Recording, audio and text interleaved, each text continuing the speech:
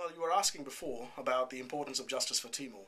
There are obviously many reasons, but the best way to understand it is to ask why not have justice for Timor.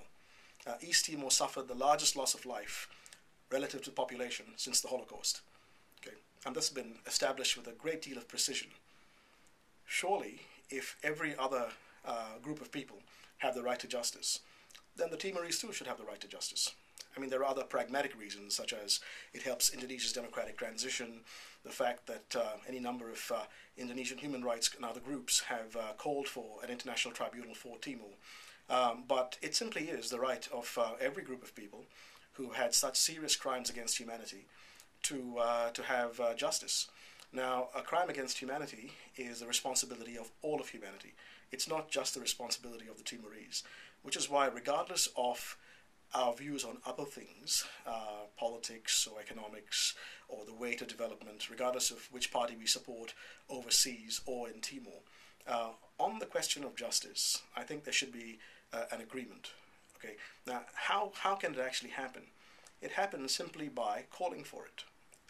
The legal consensus already exists that very serious crimes were committed and that there should be a tribunal. Now, what's needed is to convert that legal consensus into a political consensus. It's just like getting the independence of Timor. When Timor became independent and troops were sent in 99, it's not because the activists who campaigned for Timor actually had any troops of their own, but by always talking about the independence of Timor, always talking about the right of self-determination, they helped to create a political consensus. Okay? There was a legal right to self-determination, but there was no political consensus. But by always talking about it and emphasizing it, people created that political consensus. Same with an international tribunal for Timor. What you need to have is to convert that legal consensus into a political consensus, just by talking about it at every opportunity. And regardless of your disagreements with somebody else on economics or development, to agree on justice. That's how I think it should be done. Right. Well, the question is, what effect will an international tribunal have on the bilateral relationship?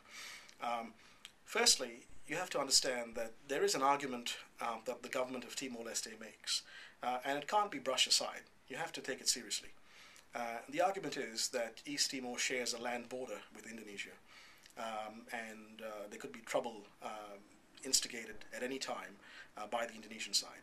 The second argument is, of course, that East Timor imports about 42% of its imports from Indonesia, and there's thousands of Timorese students studying in Indonesia, and that therefore, should the Timor-Leste government press for an international tribunal, all this could be shut down. I think it's a strong argument, but one that can be refuted. Okay. Firstly, Indonesia is democratizing, and the Indonesian government is not going to risk being treated like an international pariah just because the Timor-Leste government has asked for its right under international law. In fact, the Indonesian government is very, very highly dependent on good international relations as well. It too is very conscious of the need to not antagonize the rest of the world by acting like an international bully against Timor. It also has a lot to lose if it tries to obstruct Timor-Leste. So for it to start shutting down the border and expelling students and denying its trade with Timor is a significant international act. It's going to it would cause a lot of problems for the Indonesian government, and the Indonesian government would not want those problems. So you take that side, the fear of being called an international pariah, along with the fact that Indonesia is democratizing. I think you take that, you'll find that the fear is actually not legitimate. I don't think that, in fact, there would be any problem.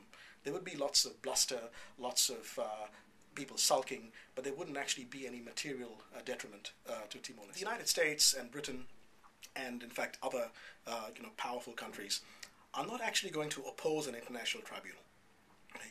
They just won't take the lead unless the Timor-Leste government says that it would like justice for the crimes against humanity that were committed. I don't see any sign that the United States would oppose a tribunal. Okay? But at the moment, because the Timor-Leste government is saying we don't want it, they, of course, won't want to interfere in Timor's international relations. by trying to impose a tribunal that the government itself is rejecting.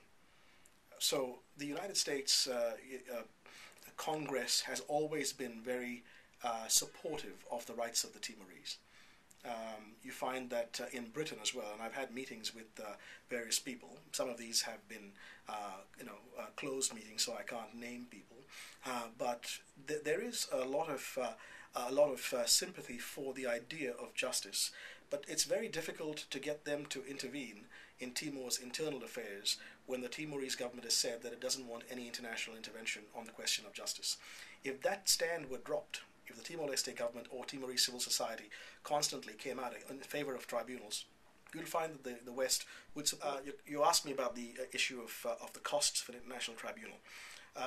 Look, if we were talking about a tribunal in 1995, yes, that would be very expensive, because you need to have a court of law, you need to have the rules of procedure, the rules of evidence, you need to have the jurisprudence, appointing of judges, lawyers, etc. It would take a lot of money. But now, this is 2010, we've already had 3 international tribunals. Okay, one was the International Criminal Tribunal for the former Yugoslavia. Another one was the International Criminal Tribunal for Rwanda. And the third tribunal is the Special Court for Sierra Leone. In those 3 international tribunals, the rules of procedure and evidence have already been developed. The jurisprudence has been developed. The nature of international law has been solidified. The number of lawyers required, the number of judges, all that already exists. You don't actually need to create all this from scratch. It's in a sense you're going over a road that's already been built. If you had to do this in 95, yes, it would be very, very expensive. All you need now would be simply a vote by the Security Council or an international agreement with the United Nations that there should be an international court. But you wouldn't need to spend money setting up a court with simultaneous interpreters, with an international search for judges, for lawyers, for prosecutors, for translators, for everything like that. That already exists. And as you have more and more international tribunals, the costs come down a lot. Okay, I can understand the point if it was made in 95. It is not true. All right. On the question of evidence, that's already been collected by, in the first instance, East Timor's Commission for Reception, Truth and Reconciliation. The key suspects have already been listed. If you look at Shega, the Chapter 8, Appendix 2 and 3 will have all the key suspects. And there's also the work of the UN Serious Crimes Unit. So there's no real problem with evidence. It's only a political consensus that needs to be created. The Truth and Friendship Commission, or TFC as we call it, is jokingly called Timor Fried Chicken, okay, because it only had the power to recommend amnesties. Okay? It couldn't focus on individuals but on institutions, and it couldn't recommend criminal prosecutions. Despite that, despite all of that, the TFC recommended that no amnesties be given. So in that sense it was positive. Of course, one of the bad things was that it focused only on 99, whereas the majority of crimes were committed between 75 and 99. It's as if somebody was trying to examine the Jewish death toll during World War II and only focused on the last year of World War II, not the actual camps where the genocide occurred. So there were lots of problems with the Truth and Friendship Commission, but even then no amnesties were recommended. Okay? But the real thing is Shega has a recommendation for international tribunal. Recommendation 7.2 of Shega calls for an international tribunal, and that's what we should be supporting. You asked about the work of the Australian Coalition for Justice for East Timor. We basically have only 2 principles. Okay? The first one is educate, the second one is organize. Okay? And that's not just specific to Australia. Any activist who wants anything else is also going to have to educate and organize. So as far as the educational role is concerned, we've obviously made sure, by working with the Balabo movie and with various other projects and cases that have come up, like the Maternus Beret case, we've helped to educate a large proportion of opinion makers in Australia, journalists, members of parliament, parliamentary committees and so on, about the importance of justice. We're also trying to work with schools in order to make sure that there are courses on East Timor in schools in Australia.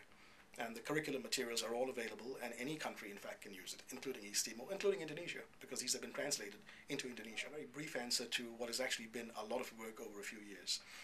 When it comes to organize, part of it is simply building networks. So when there's an issue that needs to be acted upon, we have any number of people who will volunteer to hold an event or write letters and so on.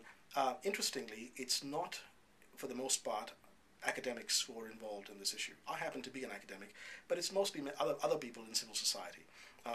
People in development, unfortunately, many of them try to be very focused on their own projects, their own NGOs.